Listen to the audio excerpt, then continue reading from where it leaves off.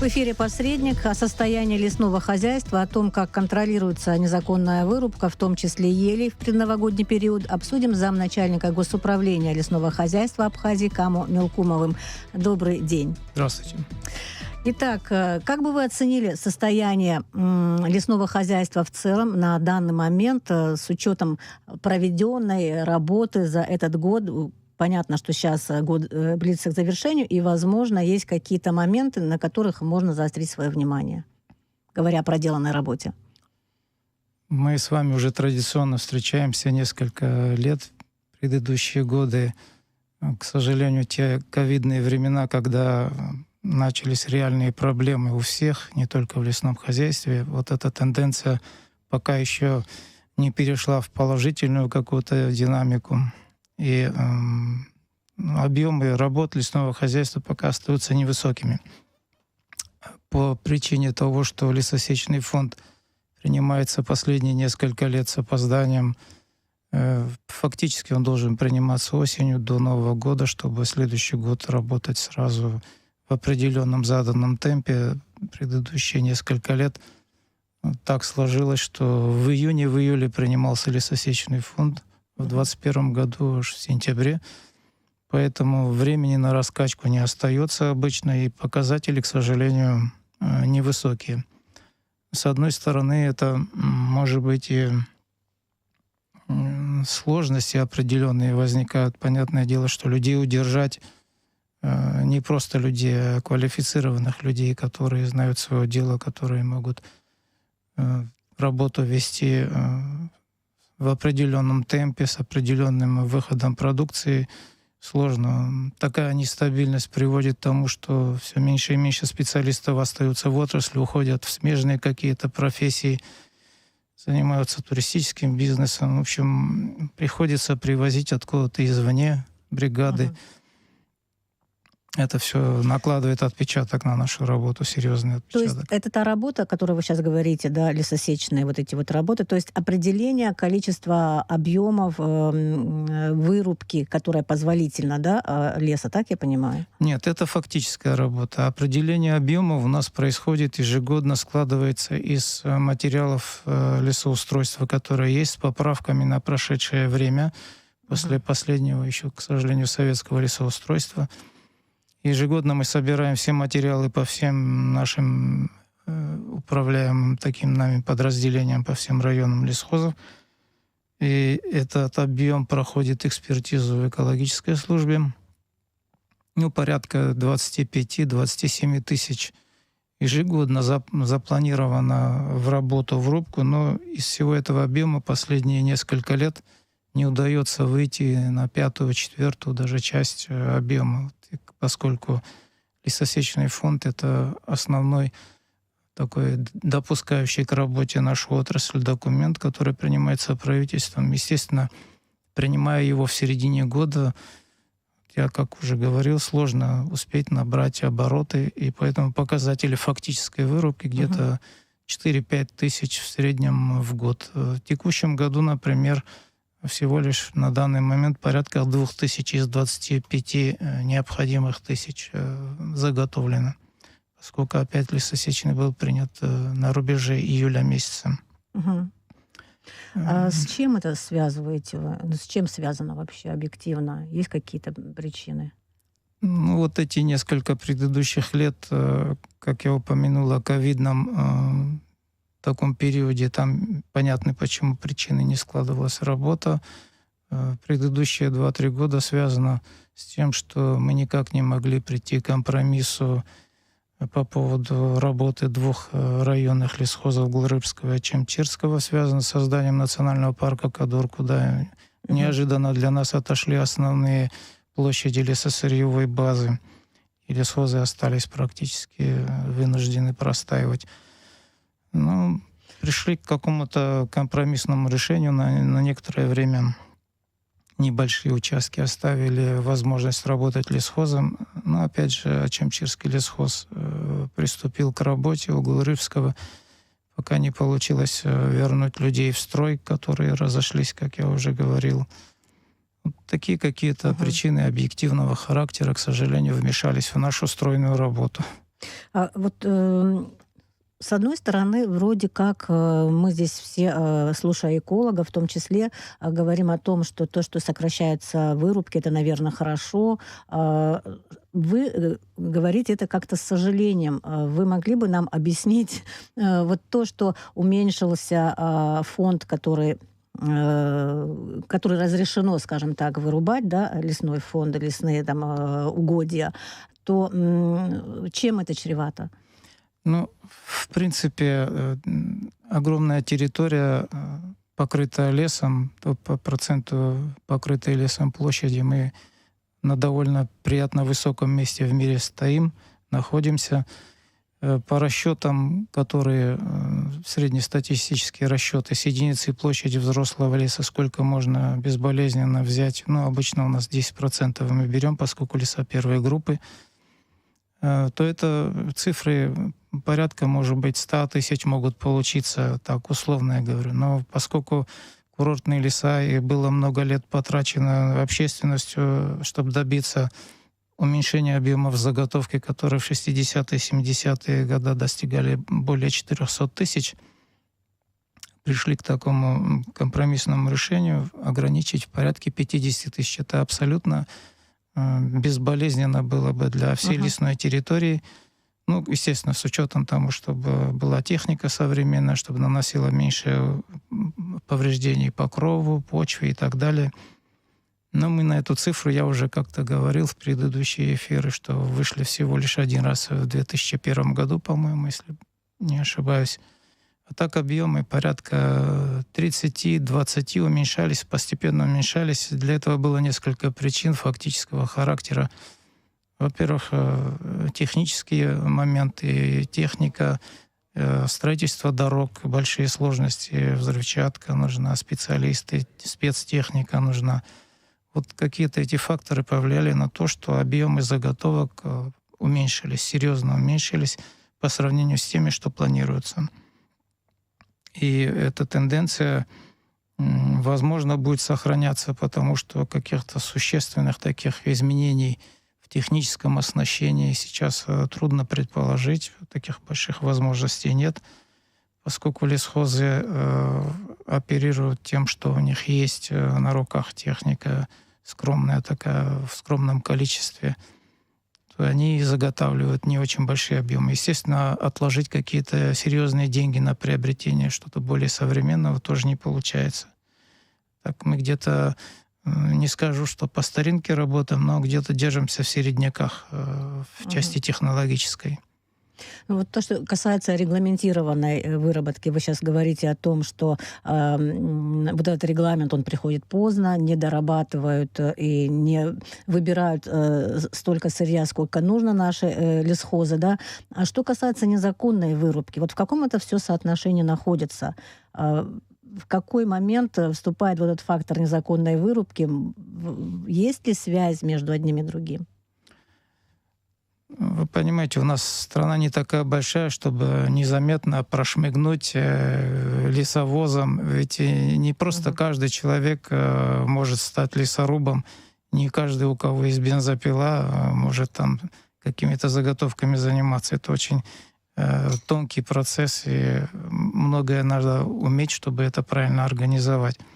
Поэтому со стороны, чтобы кто-то вторгся там на территорию лесного фонда и организовал там процесс заготовки, это трелевка, это крупномерные деревья, там нужен специальный трелевочный трактор, огромная техника, это, ну, в общем, не так просто это все сделать.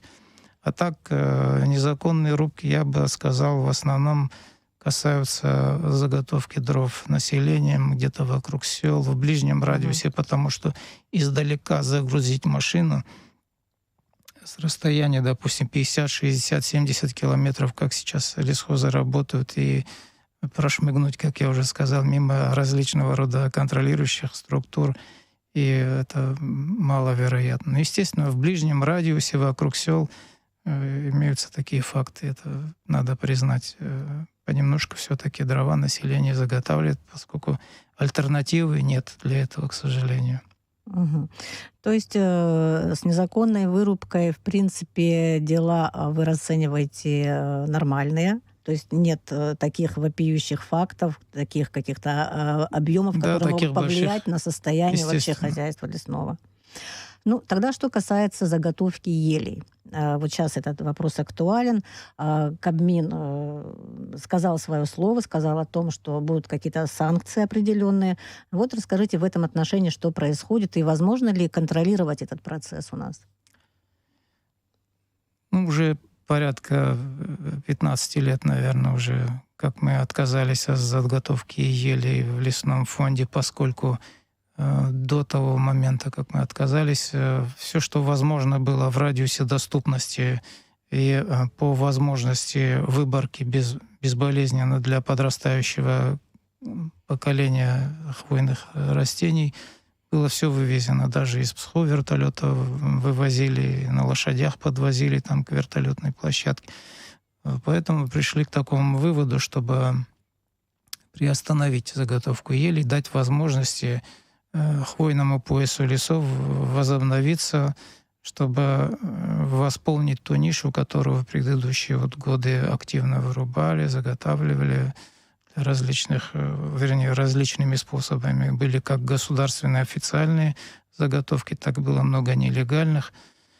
И поэтому в последние годы ситуация более-менее выровнялась. Увеличился завоз, потому что немало людей, как, насколько я помню, было задержано, были следствия, были какие-то санкции штрафные.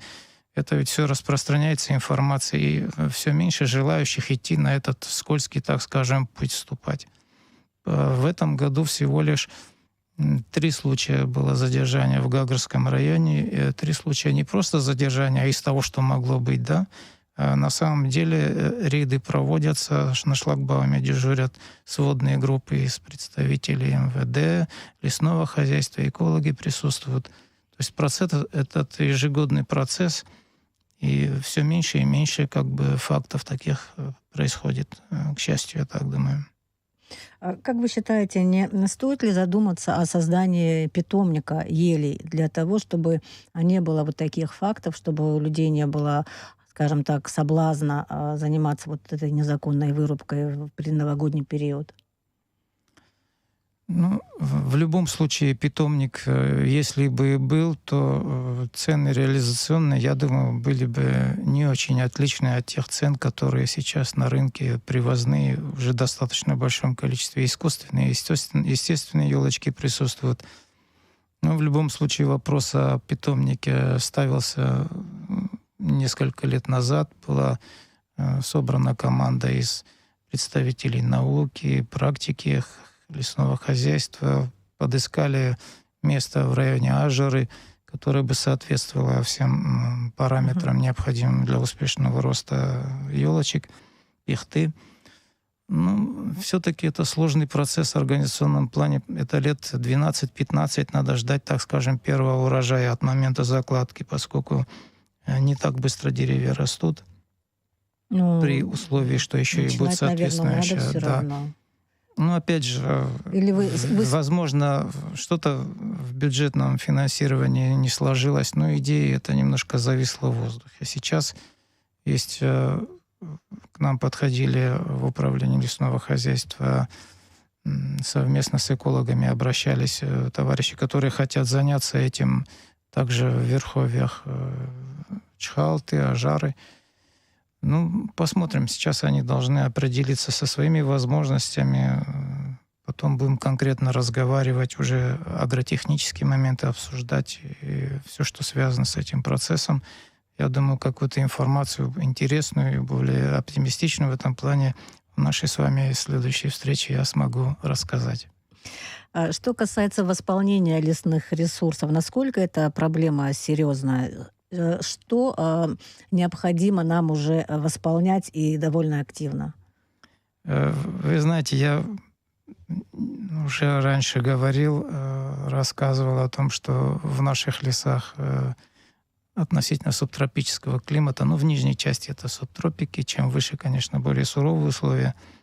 Но тот пояс лесов, который осваивается в хозяйственном отношении, он достаточно по своим ресурсам, по своим восполнительным таким моментам он достаточно самостоятельный. Мгм. И наука, которая много лет занималась изучением этого вопроса, пришла к выводу о том, что лес наш может вполне самодостаточным быть и восполняться при условии, что мы не будем чересчур вмешиваться в его жизнь, то есть брать определенный установленный процент, вернее, от существующего древостоя, то есть это 10%, 10% выборочных рубок.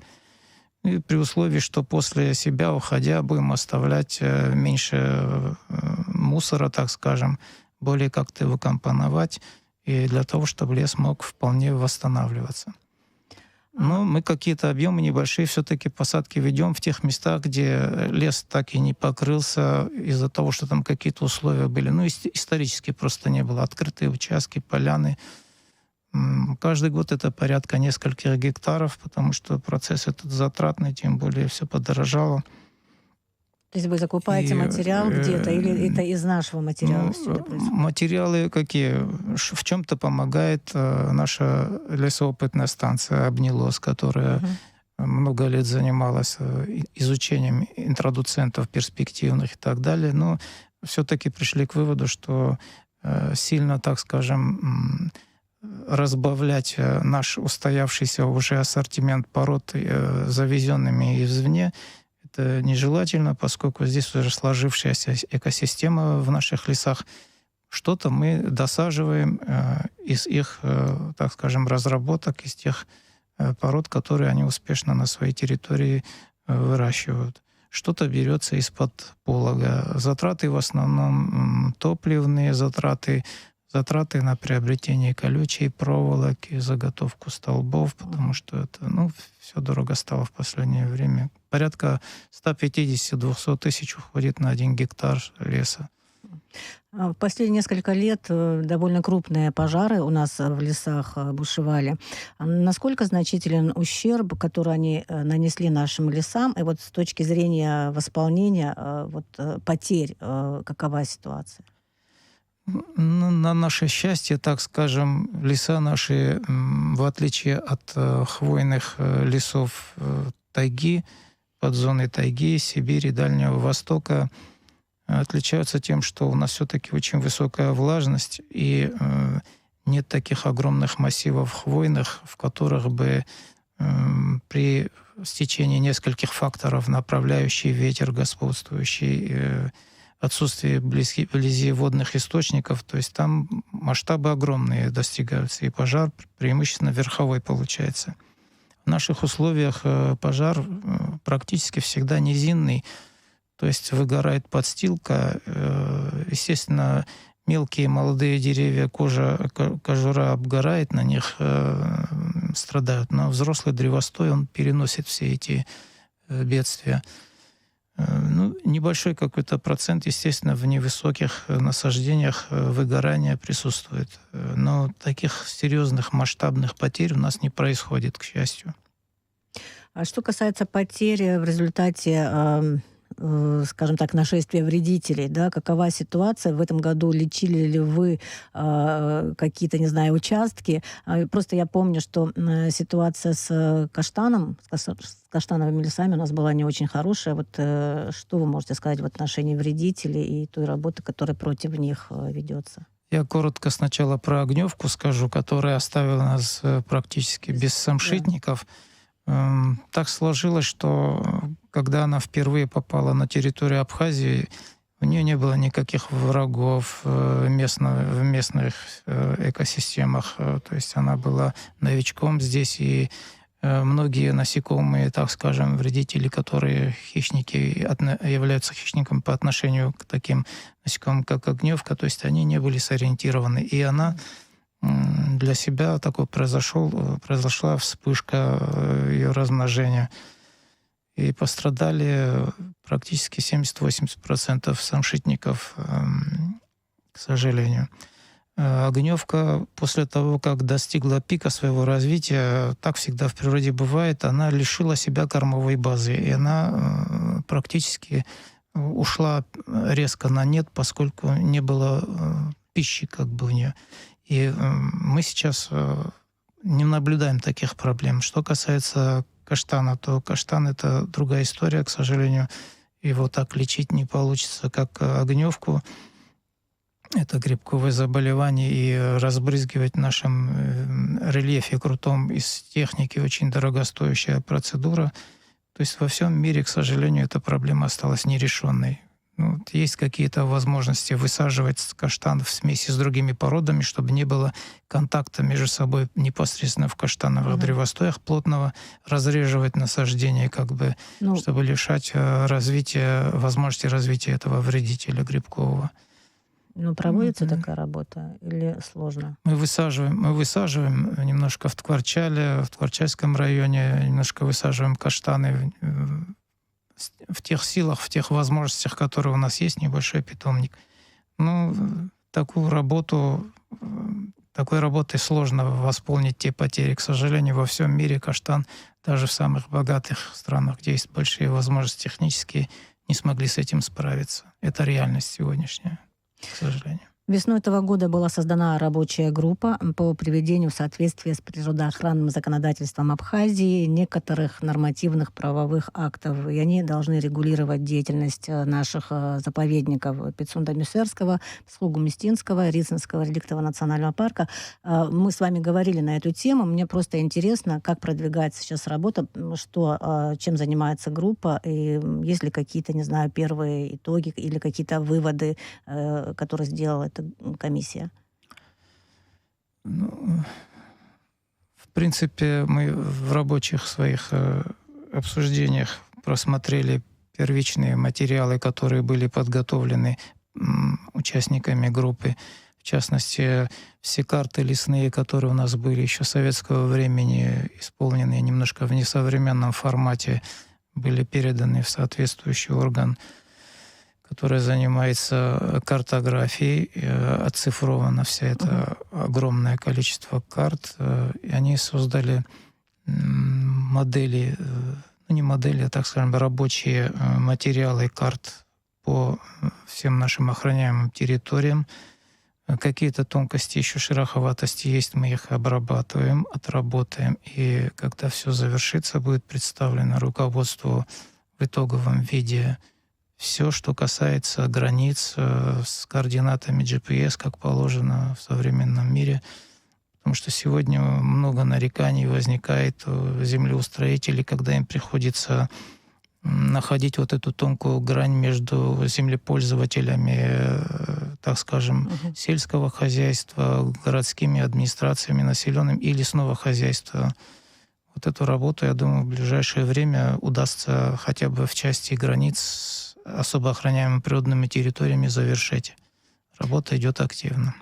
Что касается планов, что вы могли сказать коротко, буквально? Вот Новый год на носу, и, может быть, какие-то планы есть важные на следующий год? Что будете делать, чем заниматься Мы дальше? в этом году стали использовать более, так скажем, оптимизированные варианты в части заготовки. Мы нашли людей, которые интересуются не только кругляком, как обычно это было, но и более тонкомерной древесиной. Тонкомерной не в части тонких молодых деревьев, а частей крон, которые раньше никогда не заготавливались и оставались в лесу. То есть это дровяная часть и крупные толстые ветки порядка 15-20 сантиметров. В этом году уже довольно большая работа проведена, и заготовка такой древесины дровяной происходит. Сейчас ее складируют в районе из Двуречья, вывозится вниз, поближе сюда к Гумисте, для того, чтобы потом вывести. То есть какие-то интересные движения происходят в сторону увеличения рентабельности и в сторону максимального использования древесных ресурсов. А вот эту древесину, для чего ее используют?